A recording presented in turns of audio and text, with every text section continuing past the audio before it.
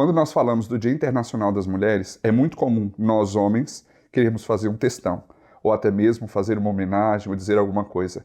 Mas a verdade é que a melhor pessoa para falar sobre isso são elas. E aqui no ecossistema missional, elas têm vocação e voz. Vamos ver o que elas têm para nos dizer. Foi um processo gradativo, foi algo que foi sendo construído. Acho que às vezes a gente imagina muito algo muito místico, coloca algo muito místico em volta disso, de descobrir a vocação. Como que Deus vai falar isso comigo? E às vezes nós só precisamos estar mesmo atentos aos sinais. Eu acho que foi no momento que eu olhei para quem Deus era. Porque olhando para quem Ele era, eu descobri quem eu era também. E a maneira que Ele tinha me feito. E o porquê Ele tinha me feito. Entender a minha vocação tem muito a ver com o meu processo de compreender quem eu era em Deus. Eu conheci Jesus no meio da adolescência, né, no meio de uma fase de muitas dúvidas. Mas conforme eu fui conhecendo a Ele, conforme eu vou conhecendo Ele ainda hoje, eu vou me descobrindo. Do nada, nasceu um desejo muito grande no meu coração de ver as coisas funcionando no lugar certo, da maneira correta e de maneira que glorificasse a Deus. Então eu percebi que o desejo que tinha nascido no meu coração foi plantado por alguém. Foi quando eu estava no seminário, eu vi a necessidade que o mundo tinha em relação de um acolhimento, de um afeto, um carinho, no sentido de palavras e aconselhamento. Então eu decidi ir para a área da psicologia. É colocar a nossa voz em ação, é mostrar o que fazemos, mas além do que fazemos, quem nós somos. Então a vocação ela passa muito por esse caminho de identidade. Então eu fui descobrindo à medida que eu construí a minha identidade em Deus. Eu creio que Deus vai se revelando enquanto a gente caminha, né? Muitas vezes a gente pensa que a gente tem só que esperar. Quando, na verdade, como diz uma canção que eu conheço, esperar é caminhar. E a minha vocação foi se desdobrando assim. Então, como eu gosto muito de lidar com pessoas, por exemplo, de liderar, meus 2 cursos que, nas áreas que eu estudo estão relacionados a isso. E hoje a vocação que eu entendo ter, que é a vocação de fazer com que as pessoas sejam ouvidas, entendam que elas carregam algo de Deus, que o mundo precisa ouvir, é como se fosse um resumo. E quando eu entendi quem eu era, eu pude colocar a minha voz de fato em ação através do que eu faço.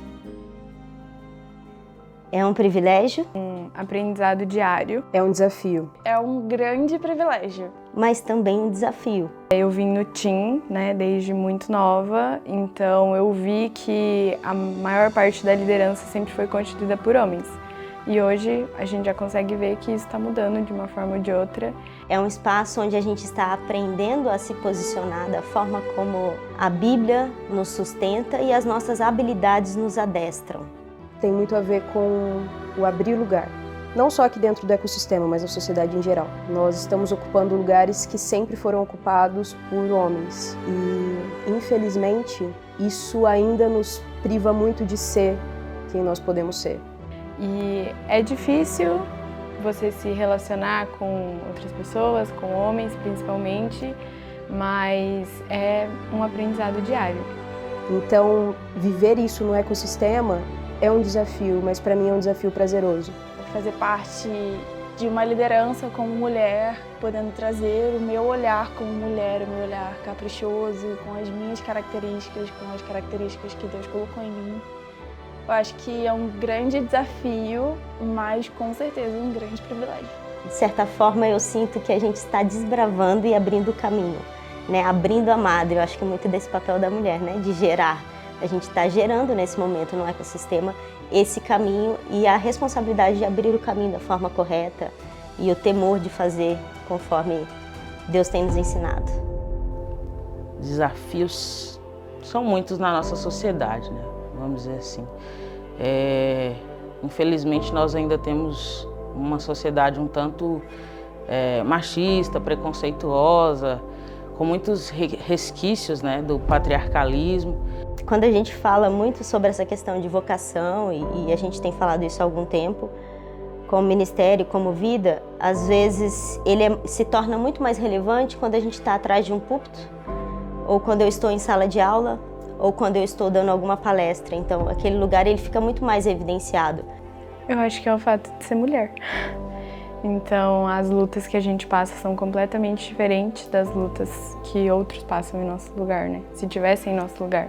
Então, o maior desafio é ser considerada pelas pessoas que compõem a igreja, o corpo ou a sociedade, como Deus nos considera, né? Ver a forma como Jesus interagiu com todas as mulheres na Bíblia nos dá margem para acreditar que as maiores dificuldades que nós temos hoje de ter lugar e voz nesse meio ou fora dele vem da dificuldade de compreender o valor que as mulheres têm. Jesus, ele abriu o caminho para as mulheres, ele deu voz para as mulheres. Se nós olharmos para a narrativa bíblica, isso pode ser visto claramente. Então eu acredito que dentro do ambiente eclesiástico isso seja algo facilitador para nós enquanto mulheres. Mas o grande peso da responsabilidade, eu sei que passa entre a Dani mulher, a Dani lá em casa, a Dani no invisível, né? A Dani fora desse lugar que às vezes parece que a voz é mais audível, mas o que respalda essa voz nos púlpitos e nos lugares que eu tenho ocupado é a Dani que vive lá em casa. Eu acho que é me posicionar da maneira que Deus quer que eu me posicione. Sem extremismos, sem fugir do que Deus colocou no meu coração, sem ter que me encaixar no que as pessoas dizem que eu tenho que me encaixar, mas acho que o maior desafio é manter os olhos em Deus e fazer exatamente o que Ele me chamou para fazer e ser quem Ele me chamou para ser. Mas Deus sustenta e Ele mostra maneiras de nós fazermos Ele ser visto através do nosso jeito de falar, através da nossa posição e através do nosso sexo também. Eu acho isso muito lindo, valorizar pessoas da maneira que ele valorizava. E se ele valorizava tantas mulheres, teria que ser mais fácil a gente valorizar elas também. Opa, que voz, não é? Voz a partir de uma vocação, sobretudo de uma identidade. E você pode ter certeza que há perto de você uma mulher, e você, mulher que está nos assistindo, há em você uma identidade projetada por aquele que é o perfeito Criador. E quando nós não proporcionamos ou não deixamos que elas vivenciem, vivam, exalem a sua real identidade por meio de sua vocação e voz, nós estamos pecando contra o Criador, contra aquele que as criou. E toda vez que nós promovemos quem elas são, permitindo que não só falem, mas que sejam, façam, nós estamos honrando e exaltando aquele que teve a brilhante ideia chamada mulher. Por isso, seja você mulher, seja você homem, nós precisamos honrar o Criador, dando voz àquelas que têm identidade e vocação.